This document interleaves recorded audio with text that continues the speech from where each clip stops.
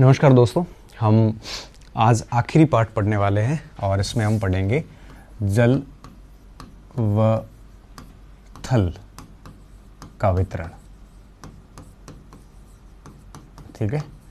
अच्छा, इसमें आप महाद्वीप महासागर मत पढ़ना क्योंकि वो हमें पढ़ना नहीं है। ठीक है। एक प्रश्न आएगा तो कहाँ से आने वाला है वो हम सारा कुछ क्लियर कर रहे हैं। सबसे पहले हम पढ़ेंगे कि जल और थल का क्या परसेंटेज है। ठीक है। तो सबसे पहले हम इसका परिचय देखते हैं। क्या परिचय देख रहे हैं आप? ये समझिए जैसे हम ये मानते हैं कि ये हमारी पृथ्वी है। ठीक है। ये हमारी क्या है? पृथ्वी। अब इस पृथ्वी का एक बड़ा हिस्सा जो है वो आपके यूं कहिए कि जल का है और एक छोटा सा हिस्सा किसका है? थल का है। अब मैं इसको जल और थल नाम दे रहा हूँ, स्थल नाम दे रहा हूँ, लैंड और वाटर। अगर इस पूरी पृथ्वी को इस हिसाब से हम देखें तो हम ये पाते हैं कि जो जल है वो बेसिकली कितना है और थल कितना है। देखो, अगर जल की जहाँ तक बात आएगी तो जल है आपके 70.8%। कितना है? 70.8%। और थल कितना है? 29.2%। ठीक है। तो हम ये आंकड़ा बड़े महत्वपूर्ण वे से याद करेंगे कि सबसे पहली बात 70.8% क्या है संपूर्ण पृथ्वी पर? जल। मतलब ये हुआ कि पृथ्वी के कुल क्षेत्रफल का, पृथ्वी के कुल क्षेत्रफल का, कुल क्षेत्रफल का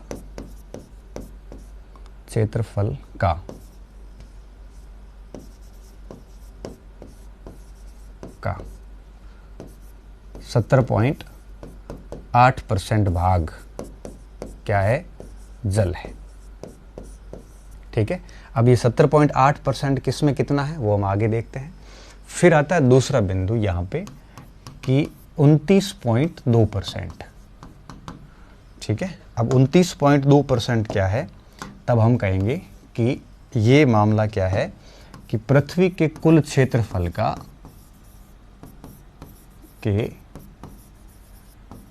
कुल क्षेत्रफल का 29.2% क्या है? स्थल है। ठीक है। 29.2 और 70.8 दोनों जोड़ोगे ना तो आपको मिलेगा 100%। तो पूरी पृथ्वी जल कितना है? तब आप कहोगे सर जल है 29.2%। ठीक है। स्थल कितना है? 70.8%। क्लियर बात? अब आप कहोगे चलो ये तो बात हो गई सर, अब स्थल का वितरण किस प्रकार से किया गया है। ठीक है। अब देखिए, स्थल की अगर अपन बात करें तो 29.2% का कितना किस में व्याप्त है? तो 20% इसका ऐसा है कि ये आपके बर्फ से ढका हुआ क्षेत्र है। किससे? बर्फ से ढका हुआ भूखंड। ठीक है। तो पूरी पृथ्वी का कितने परसेंट स्थल है? 29.2। इस 29.2 का भी 20% पूरा बर्फ से ढका हुआ है। पीछे 20% ऐसा है जो पर्वतों पर है, मतलब पर्वत वहां स्थित है, पर्वतीय भूमि जिसे आप कह सकते हो। ठीक है। अब देखो 20 और 20 कितने हो गए? 40%। अपने को आंकड़ा कितना लाना है? 100% का। अब 30% भूमि ऐसी है जो मतलब बिल्कुल शुष्क भूमि है और हम उसको ये कह सकते हैं ड्राई लैंड कह सकते हैं। ठीक है। और ड्राई लैंड का मतलब है कि आप उस पर खेती भी कर सकते हैं, कोई भी कार्य किया जा सकता है। ठीक है। 30% भूमि ऐसी है जिसे हम शुष्क भूमि कह सकते हैं और 10% ऐसी है जो बंजर भूमि है।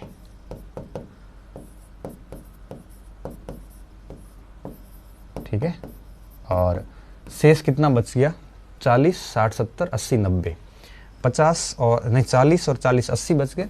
20% आपके फिर विविध स्थल रूप कर दो आप। ठीक, बाकी सब आ जाते हैं।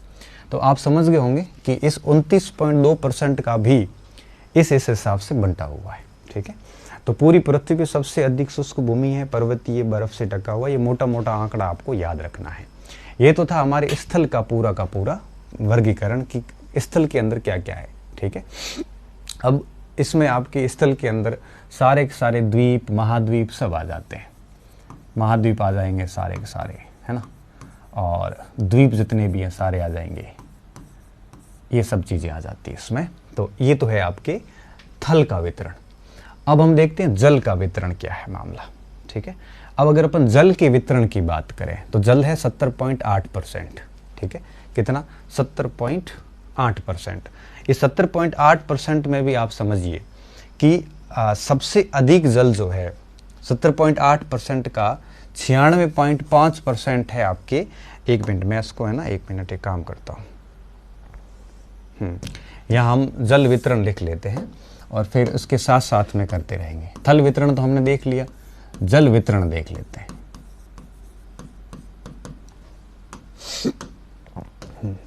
जल वितरण। अब जल वितरण में आप ये समझिए कि टोटल जल कितना है पृथ्वी पर? 70.8%। ठीक है, अब इसमें से 70.8% का 96.5% तो है समुद्रों के अंदर। कितना? महासागरों में, महासागरीय खारा जल।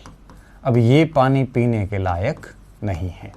ठीक है, 96.5% कोई काम का पानी नहीं है। पीछे कितना बचा? पीछे आपके फ्रेश वाटर है 2.5%। 96.5 और 2.5 कितने हो गए? तब आप कहोगे सर ये हो गए 99%। पीछे 1% है आपके लवणीय जल, जो धरातल के अंदर खारा पानी होता है ना, वो कई बार हैंडपंप में खारा आता है, कई बार मीठा आता है, आपको अच्छे से पता होगा। तो अब इसमें क्या होगा? 96.5% महासागरों का खारा जल है, प्लस लगभग 1%, ठीक है, 0.9 कर लो, लगभग 1% भूमिगत खारा जल। भूमिगत खारा जल।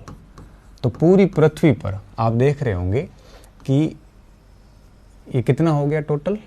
लगभग 57.5% जल खारा है, पीने योग्य नहीं है।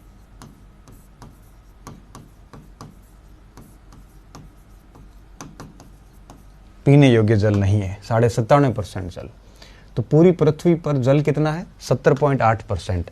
इस 70.8 का भी 57.5% जल पीने योग्य नहीं, इसलिए हम कहते हैं जल संकट है। अब देखो, पूरी पृथ्वी का 1/3 हिस्सा ही पृथ्वी है, थल है, बाकी सारा जल है। फिर भी जल संकट क्यों है? क्योंकि उसका 97.5% जल पीने के योग्य नहीं है। अब पीने के योग्य कितना है? पीने के योग्य है 2.5%। ये फ्रेश वाटर जिसे हम कहते हैं, ताज़ा जल कहते हैं। अब देखिए, अब 2.5% जल जो है वो कैसा है? शुद्ध जल है। इसको शुद्ध जल कह सकते हैं, इसे पीने योग्य कह सकते हैं, फ्रेश वाटर कह सकते हैं आप उसको।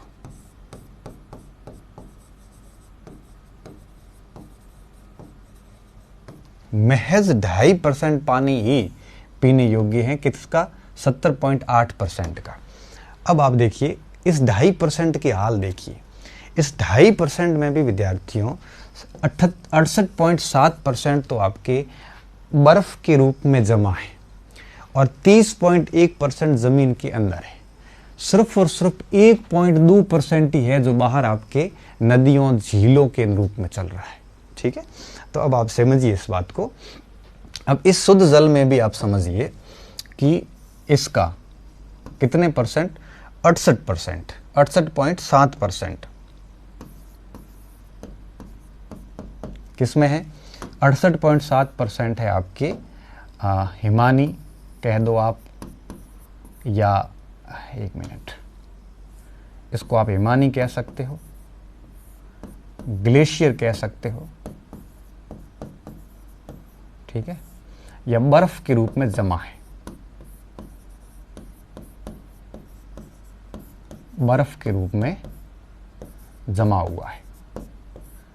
और ये नदियां जितनी भी निकलती है ये सारी आपके इसी 68.7 से निकलती है। उत्तरी ध्रुव, दक्षिण ध्रुव वगैरह इस तरह बर्फ जमा हुआ है। खारा पानी जमता नहीं, मीठा जमता है। ठीक है, 68.7 तो हो गया ये।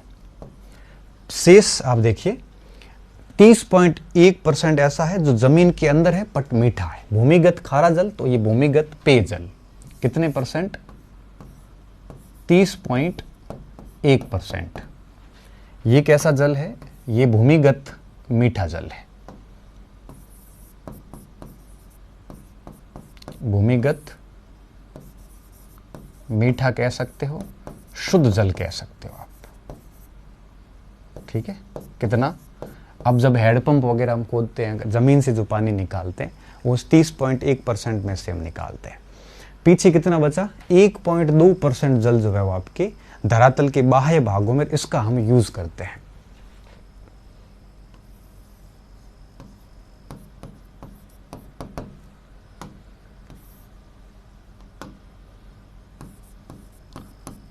सतही जल है जो हम उपयोग करते हैं।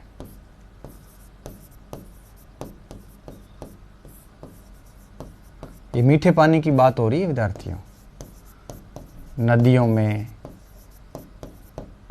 झीलों में, है ना, तालाब, जो भी आप नाम लिखो जो सतह पर है वो सारे इसमें आ जाएंगे। अब इसमें देखिए इस 1.5% का भी, अच्छा नदिया जिले में कितना है वो हम आगे देखते हैं। इस 1.5% में भी देखिए आप कि इस 1.5% का भी 69% ऐसा है जो आपके परमोफ्रास्ट के रूप में है। मतलब ये भी जमा हुआ 1.5% आपको दिख रहा है। ठीक है, ये तो क्या आइस कैप के रूप में, बड़े रूप में है। ये ऐसा है जो छोटे रूप में है, जैसे तिब्बत की पठार के ऊपर जमा हुआ है, या आपके किसी जैसे परमोफ्रास्ट क्या होता है? परमोफ्रास्ट ऐसी मिट्टी होती है जो बर्फ से एकदम पटी हुई होती है। ठीक है, ये होता है जैसे पहाड़ों के ऊपर, ये होता है आपके धरातल के नीचे के क्षेत्रों में, ग्राउंड के ऊपर जमा हुआ। ये होता है पर्वतों पर जमा हुआ। पर्वतों, एक मिनट इसको यहीं लिखते हैं हम, है ना, इसको यहां लिखते हैं, पर्वतों पर जमाओ। ठीक है, पर्वतों पर जमाव हो गया, या आपके ऊंचे क्षेत्र है ना, उन पे जमाव जितना भी है।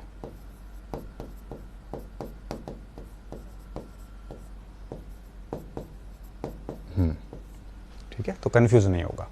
अब इस 1.5% का 69% कहां पे है? देखिए इस 1.5% का 69% आप समझिए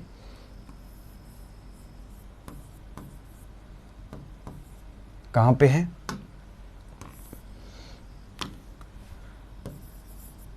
धरातल पर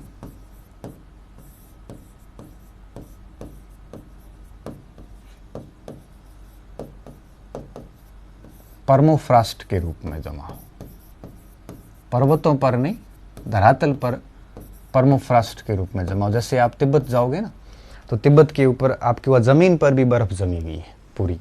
वहाँ लोग रहते हैं, करते हैं, सब होता है। उसके ऊपर तेल भी निकलता है। कई कई जगह रूस में आपको पता होगा, बीच में एक रिफाइनरी पूरी आग लग गई थी तेल क्षेत्र में। पूरा तेल क्षेत्र परमोफ्रास्ट के ऊपर बना हुआ था। ये कभी भी खिसक जाती है, तो बड़ी परमोफ्रास्ट होती है, बर्फीली मिट्टी जिसे आप कह सकते हो, बर्फ की मिट्टी जिसे आप कह सकते हो, है ना। तो बस इसमें और इसमें यही फर्क है। ये ऊपरी भागों में जमा हुआ होता है, यहाँ से कोई नदियाँ नहीं निकलती। ये एक प्रकार की रेत है जो बर्फ की होती है एक प्रकार से। ठीक है, 69% तो ये है। 20.9% है इसका किसमें? झीलों के अंदर।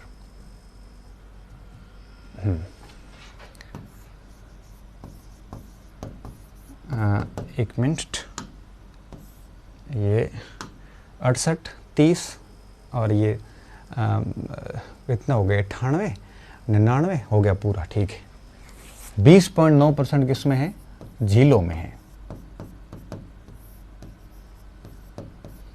और अब आगे देखिए, 20.9% झीलों में रह गया। और अब इस 20.9% के बाद में किसका नंबर आएगा? 3.8 3.8 है मिट्टी के अंदर, ठीक है। अब ये जितने भी इनमें से हम झील का यूज कर सकते हैं, बाकी किसी का यूज नहीं हो सकता। 3.8% किसमें है, मृदा जल है। आपको पता है कि मिट्टी के अंदर जल भी होता है, मिट्टी के अंदर वायु भी होती है, मिट्टी के अंदर खनिज भी होते हैं। तो कुल मीठे जल का 3.8% मिट्टी के कणों के भीतर होता है। भूमिगत जल अलग है, मिट्टी का कण होता है ना, उसको लेबोरेटरी में लेके जाओ ना, 4 चीजें निकलेगी। या तो जीवाश्म निकलेगा उसमें, जैसे अपन ह्यूमस कहते हैं, या फिर उसमें जल निकलेगा, या फिर उसमें खनिज निकलेगा, या फिर उसमें मिट्टी निकले वो क्या बोलते हैं, ह्यूमस हो गया, जल हो गया, वायु हो गया और खनिज हो गया। 4 चीजें होती मिट्टी में। तो मृदा जल कितना है, 3.8%। ये हो गया, ये हो गया, ये हो गया। अब है 3% है वायुमंडल के अंदर।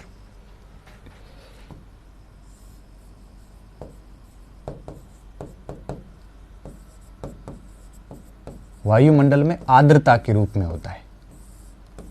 आर्द्रता जैसे आप कह सकते हो, नमी कह सकते हो। कितना है, 3%। ये कई बार ऐसे सवाल आता है, परसेंटेज नहीं देते बल्कि ये देते हैं कि निम्नलिखित में से किस में शुद्ध जल ज्यादा है और किस में कम है, फिर ये क्रम आता है ऐसे, है ना। इसको ऐसे देखना।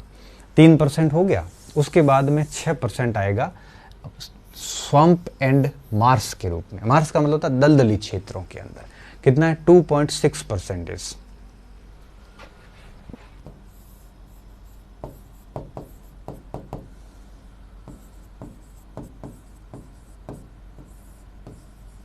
दलदली क्षेत्र वैसे खारे जल के होते हैं, लेकिन कुछ भाग उसमें मीठा भी होता है, ठीक है। 2.6 हो गया। फिर है नदियों में 0.49%। बस यहां गलती होती है, हम झीलों को कई बार कम कर लेते हैं, नदियों को ज्यादा कर लेते हैं। नदियों में, ठीक है।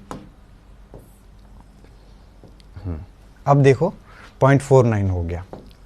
अब लास्ट में आते हैं हम, पीछे क्या बचा, लिविंग थिंग्स, जितने भी जिंदा है, हम में, मैं हूं, जैसे कोई पशु है, आप हो, आप में भी जल है, ठीक है। और ये कितना है, 0.26%। पौधों में भी होता है।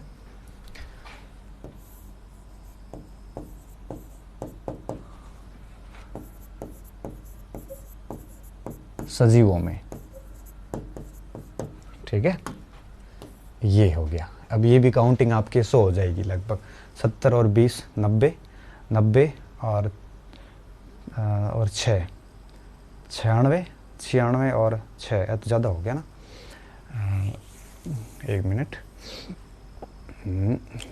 70 80, 80% में 90%, 90 में से आप 0.1 घटा दो तो 0.1 में ये दोनों आ जाएंगे, ठीक है।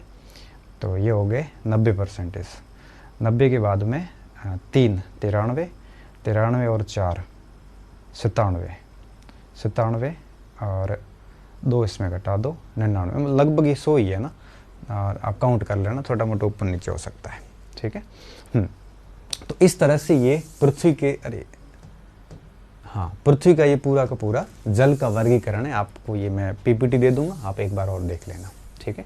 अब आप समझिए कि किस भागों में कितना जल पाया जाता है। 70.8 टोटल है, जिसमें से आपके ये 97% जो है ये तो योग्य नहीं है, आप इसका यूज नहीं कर सकते। 2.5% यूज कर सकते। 2.5 में भी अधिकांश हिस्सा ग्लेशियर में है, कुछ भूमिगत है। सतह में 2.5 का भी 1.5% है। 1.5% का भी 70% तो पर्मोफ्रॉस्ट के रूप में जमा हुआ पड़ा है। इस 1.5% का 0.49% नदियां हैं और 20.9% झीलें। बस ये क्रम याद रखना, ये सारे क्रम याद रखना, परसेंटेज वाली याद मत हो। ये है विद्यार्थियों जल का वितरण, ठीक है। हम देख लिया, जल का वितरण देख लिया, ये 70.8 का हिसाब किताब कर लिया और थल का हिसाब किताब कर लिया, ठीक है, कि थल कितना है, जल कितना है। अब इसके बाद में एक हिसाब किताब और शेष बचता है, ठीक है। अच्छा, इसमें भी और आगे थोड़ा गहराई में हम जा सकते हैं कि किस महाद्वीप में कितना है। तो इसमें प्रशांत महासागर में सबसे अधिक 33% जल है, ये है ही सबसे बड़ा, तो डेफिनेटली ज़्यादा ही होगा। फिर आपके अटलांटिक महासागर जो है ना, हाँ, अटलांटिक महासागर के अंदर 17% जल इसमें है। इंडियन ओशियन में कितना है, 14%, ठीक है। आर्कटिक और एंटी आर्कटिक जो ओशियन है उसमें अटलांटिक, आर्कटिक और एंटी आर्कटिक में हो गया 6%, ठीक है। फिर एशिया में है 9% जल। तो ये तो आप थोड़ा सा देख लेना, ये जल की मात्रा है किस महाद्वीप में कितनी पाई जाती है, ठीक है। अब मैं एक और बिंदु लास्ट में लूँगा कि जल और थल का वितरण महाद्वीपों और महासागरों में कितना है।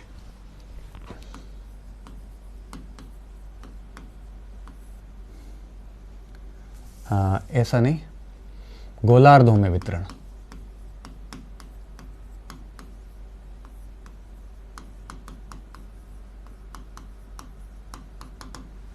ठीक है, गोलार्धों में इसका क्या वितरण है वो थोड़ा देख लेते हैं।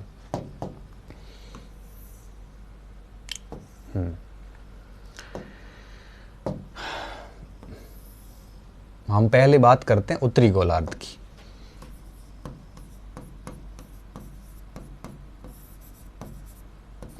ठीक है, अब देखो उत्तरी गोलार्ध के कुछ आंकड़े मैं बताना चाहूंगा आपको, फिर हम बढ़ते आगे देखते हैं। देखो क्या होगा, उत्तरी गोलार्ध की अगर अपन बात करेंगे ना तो थोड़ा सा केस अलग चलेगा। अलग क्या चलेगा, अब इसका कुल क्षेत्रफल जो है उसमें 60.7% जल है, ठीक है, और पीछे कितना बचेगा, 39.3%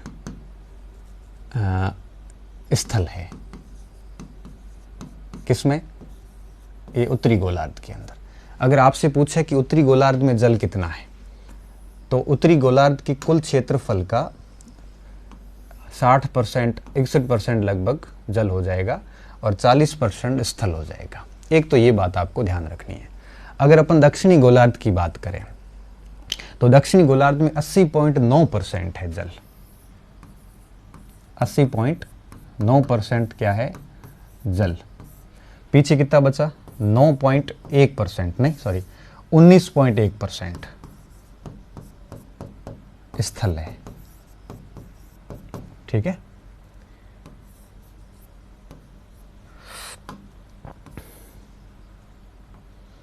हाँ, तो इस प्रकार आप देखोगे ना, तो हम क्या लिखते हैं कि एक मिनट ये लिख लेते हैं दक्षिणी गोलार्ध।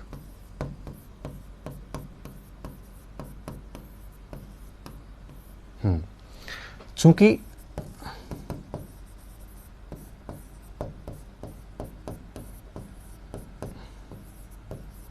दक्षिणी गोलार्ध के कुल क्षेत्रफल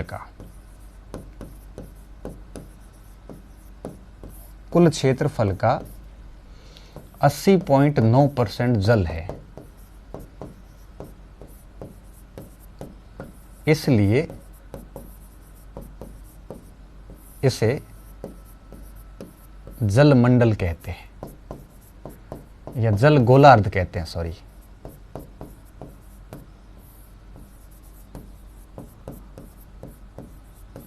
ठीक है ना, तो मान लो, ये मान लीजिए कि जैसे मान लें कि दक्षिणी गोलार्ध का कुल एरिया 100 वर्ग किलोमीटर है, तो 100 वर्ग किलोमीटर में से 80.9 वर्ग किलोमीटर पे पानी है और महज 19.1 वर्ग किलोमीटर पे क्या आएगा, स्थल आएगा। अगर उत्तरी गोलार्ध का ही मान लेते हैं 100 वर्ग किलोमीटर क्षेत्रफल, तो इसकी क्या स्थिति है, इसकी स्थिति ये है कि ये 60.7% मतलब 60 वर्ग किलोमीटर पे यहाँ पे पानी आया हुआ है, ठीक है। इसलिए हम उसको क्या कहते हैं, जल गोलार्ध कहते हैं, ठीक है। एक बात, अब इस क्षेत्र, इसकी बात करें ना उत्तरी गोलार्ध का, एक और बिंदु हम यहाँ पे लिख सकते हैं। समझते जाना, चीज़ों को अच्छे से समझ में आ जाएगा। कोई बात अगर ना समझ में भी आए ना तो उसको वापस सुनना, ठीक है। अब इसमें देखिए एक और मजे की बात, अब कुल पृथ्वी के कुल क्षेत्रफल का, पृथ्वी के कुल स्थल खंड का 67.3% उत्तरी गोलार्ध में।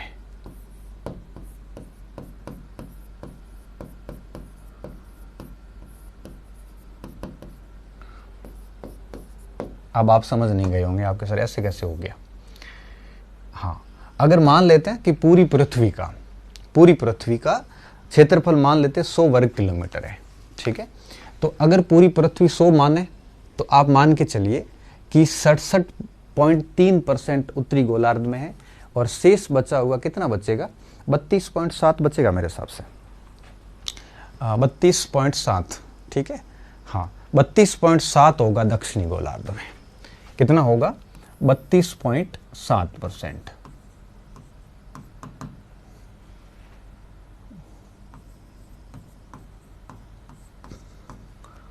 कुल स्थलखंड का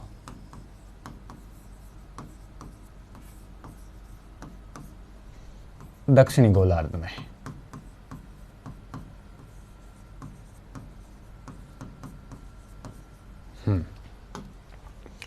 अब अगर आपसे पूछें कि अगर पूरा पृथ्वी का क्षेत्रफल, स्थलखंड का क्षेत्रफल अगर 1 लाख वर्ग किलोमीटर है तो 1 लाख का 67.3 इधर है और 32.7 इधर है, ठीक है।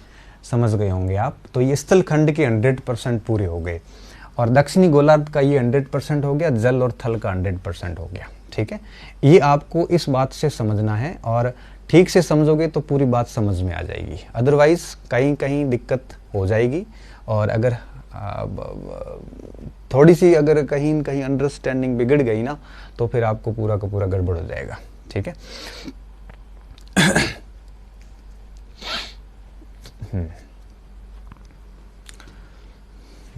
जल हो गया, थल हो गया, ठीक है।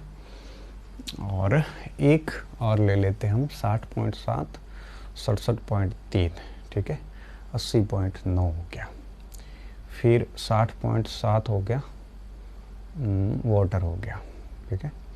और उधर है आपकी 80.9, 60.7 वाटर केस, 60.7, ठीक है। अब ऑलमोस्ट सारी बातें हैं वो हो चुकी हैं और इसको आप याद रख लेना। अगर आपसे पूछें कि कुल क्षेत्रफल का, अच्छा इसी कारण इसको स्थल गोलार्ध भी कहते हैं हम, इस कारण इसको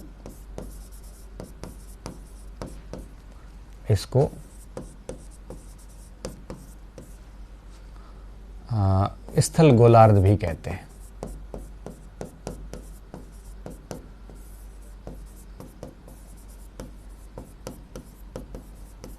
ठीक है। क्योंकि इसमें स्थलखंड है वो मेजॉरिटी में है और उसमें जल ज़्यादा है, ठीक है। अब मैंने सारी चीज़ें क्लियर कर ली है। आप एक बार इसको, कुछ बात समझ में ना आए तो वापस सुन लेना, मैं एक बार फिर आपको समझा देता हूँ, ठीक है।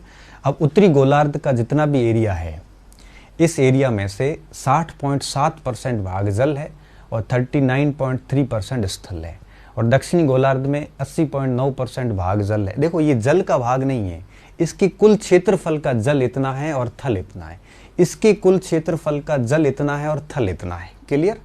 अब दूसरा आंकड़ा क्या है कि पृथ्वी के कुल क्षेत्रफल का नहीं, स्थल खंड के कुल क्षेत्रफल का इतना हिस्सा यहाँ है और इतना हिस्सा जो कि यहाँ पे आया हुआ है, बस इतनी सी बात है। तो ये जल और थल के वितरण है, आप अच्छे से समझ लेना। गोलार्ध का देख लिया हमने और ऑलमोस्ट सारी बातें देख ली। तो इसी के साथ हमारा जल और थल का वितरण पूरा हो जाता है। सलाह यही दूंगा कि महाद्वीप महासागर मत पढ़ना, कोर्स में सीधे तौर पे नहीं है, फिर भी आपकी इच्छा हो तो आप ज्ञानी बन सकते हो, बाकी परीक्षा पास करने के लिए खूब है, ठीक है। बहुत बहुत धन्यवाद विद्यार्थियों, अच्छे रहिए, मस्त रहिए और पढ़ते रहिए।